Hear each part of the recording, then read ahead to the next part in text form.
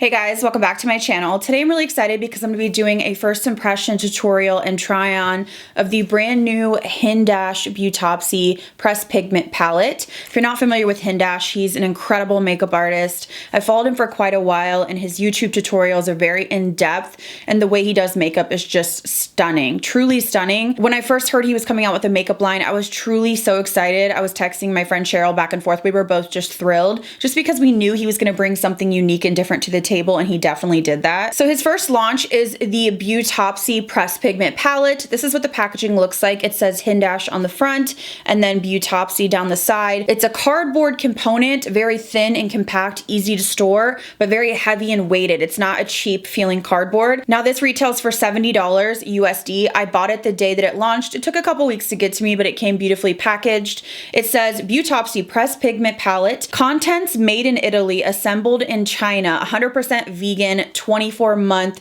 shelf life. The palette does have a magnetic closure, and then when you open it up, there is a mirror inside, and then here are the pans. This is an all matte palette, but I also heard that he is going to be releasing an all shimmer version, which I cannot wait for. So as you can see, there are 6 pans, all matte palette, and they range in color. It's really going to give you the ability to adjust exactly what color you want. So let's say you're going to contour, but you like a more cool contour, you can lean more on the cool gray side rather than the brown side. But with that, I do feel a little bit of nerves like, ooh, what if you go a little bit too much one direction? But we're just gonna play with it. We're gonna do a tutorial. You can also use this on your eyes for contour, bronzer, blush, everything. So that's what we're gonna do today. I thought we would start out with my eyes, and I wanted to not do my foundation because I really want to play with sort of winging it out. And if I need to clean up anything, that's what I will do. So we're just gonna jump right in and do a tutorial. I'm gonna use this on the eyes and the face and see how these products blend, how easy they are to use,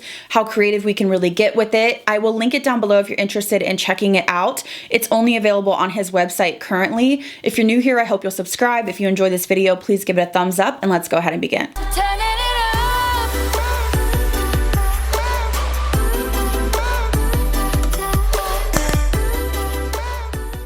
I've got you guys zoomed in. I already did put a primer on my eyes, and then I went ahead and dusted some translucent powder so everything blends beautifully.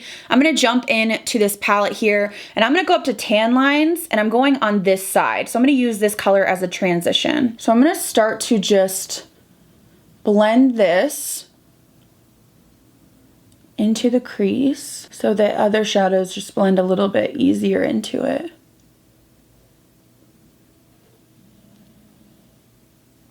As you can see, there's very little kick up in the pan. This is an interesting formula.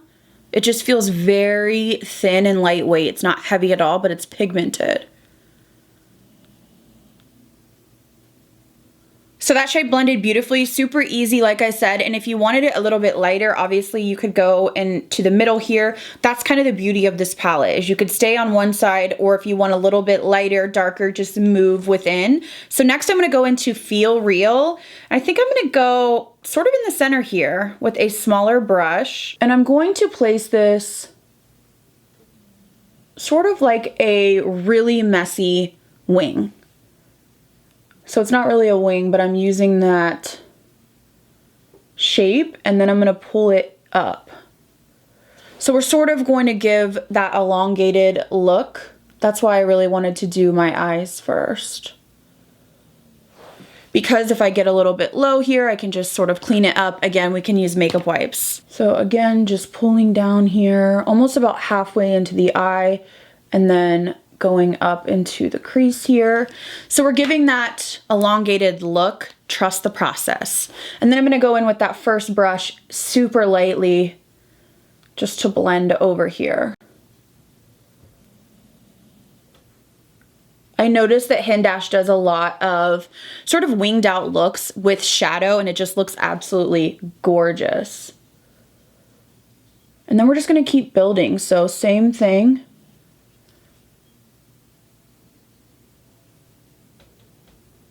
And I'm using the lightest pressure. These are definitely pigmented, but they're not grabbing, which is great. They're just really soft. They're also not dusting away, so they're sticking down, but you're able to move them.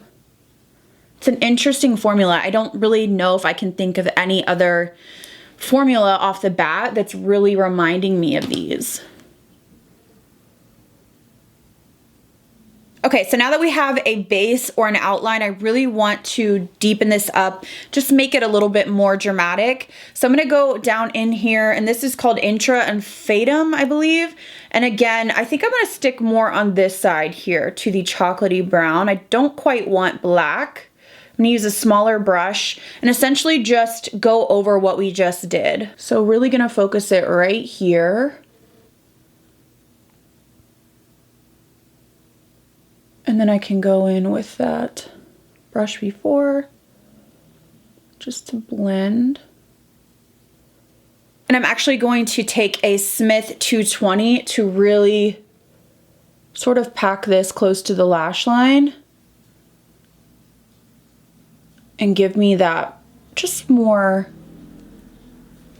precise, almost looks like a wing, but not really. So just packing this in.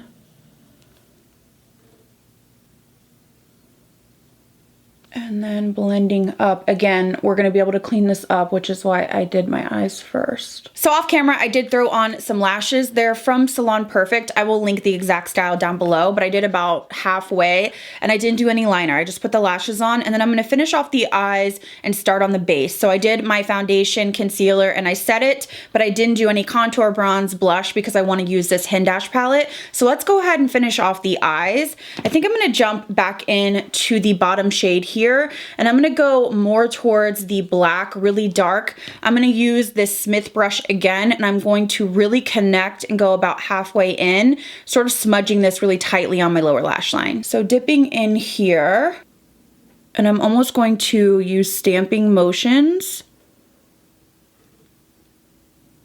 going about halfway in. So I'm just stamping and pressing. I really want it to be soft,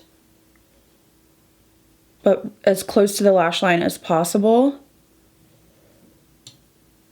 And I want it to connect to that outer edge there. So just be something like that. I really don't want anything crazy because lately I prefer less on my lower lash line. And then I'm just gonna take a brush from before and very, very lightly just blend it. But I really want it to just be defining the lower lash line a little bit. And then the final step for the eyes, I'm gonna go up here to tan lines. I'm gonna go pretty much in the light side and kind of mix it here with wet paint so I get a really light, bright color. And I'm just gonna pop this right on the inside of my eye. I really wanna brighten up, but I don't want it to be too white. That's why it's interesting. You can sort of play around and do what works for you. So I just want it to really brighten that up. I have to say I'm very impressed. Spoiler alert, but this is really easy to work with. So just sort of popping that in there, just to brighten up a little bit. You can even pop a little bit on your brow bone. My issue is I have that microblading, so it's really hard to cover that. So now let's work on the face. I'm gonna start off with contouring, and I am gonna go into Feel and Real. This is where it's a little tricky because I'm like, okay, I wanna go right in the center here. So I'm just gonna take a brush. I'm going in the center, but a little bit more towards the brown.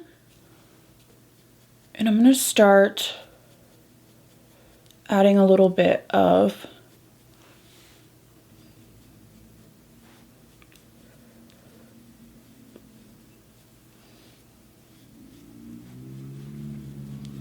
I'm gonna start blending this up. I actually really like that color. Again, you can customize it. So I would just go in with a light hand at first, and then if you feel like you need a little bit more warmth or you need a little bit more cool, you can definitely do that. So it's not as finicky as I would have thought, just because you can build it. So start off slow if you're not sure exactly where to put your brush, and then you can kind of adjust it. But that definitely did kind of chisel out my cheeks. So now I want to bronze, and for that I think I am going to take a little bit of Feel Real, and I'm gonna stay on this side here, and then I might actually pull in a little bit of this yellow side just to see if it'll get us a little bit more warmth. So first gonna dip into the yellow, and then I'm gonna stay over here on the brown side of Feel Real. I'm just gonna start blending up. And then we'll go up here.